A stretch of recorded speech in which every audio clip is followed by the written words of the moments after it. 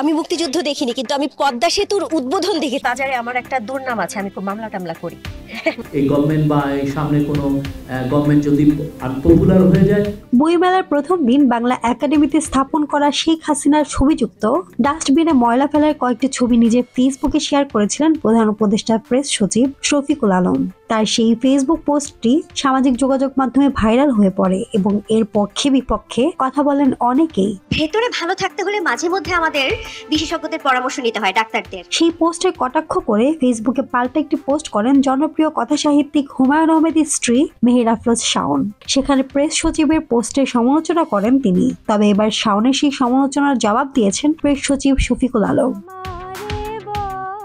নিজের verified Facebook account থেকে share করা একটি পোস্টে প্রেস সচিব লিখেছেন, আমি নিশ্চিত আমার পোস্টগুলো আপনাকে হতাশ করবে না। একমাত্র জিনিস যা আপনাকে আঘাত করতে পারে তা হলো আপনি আমার ওয়ালে টুঙ্গিপাড়ার অসন্তোষী ছেলেটির মতো কোনো জিনিস বা বাংলার কসাইয়ের মতো প্রশংসাপত্র পাবেন না।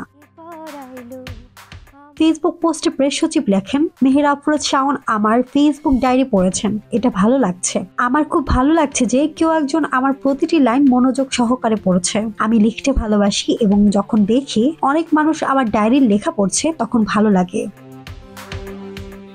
বাংলাদেশের অনেক ভালো পাঠকের প্রয়োজন যারা মাওয়ের লিটল রেড বুক, আমাদের ক্ষেত্রে আনফিনিশড বায়োগ্রাফি থেকে শুরু করে সব ধরনের লেখার মাধ্যমে তাদের লেখাকে বৈচিত্র্যময় করে তুলবেন। আমি অনেক কিছু লিখেছি, যার মধ্যে বিতর্কিতভাবে বাংলাদেশের গাঁজাখোরদের দুর্দশার উপরেও বেশ কিছু লেখা রয়েছে।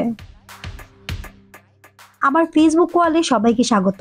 গত বছর আমি $500,000,000-এর বেশি শব্দ লিখেছিলাম এবং কিছু পেঙ্গুইন শট সহ প্রতীকী অর্থে হাজার হাজার পরিষ্কার ছবি পোস্ট করেছি। আমি নিশ্চিত আমার পোস্টগুলো আপনাকে হতাশ করবে না। একমাত্র জিনিস যা আপনাকে আঘাত করতে পারে তা হলো আপনি টুঙ্গিপাড়ার অসন্তোষী ছেলেটির মতো কোনো জিনিস বা বাংলার কসাইয়ের মতো কোনো প্রশংসাপত্র পাবেন না।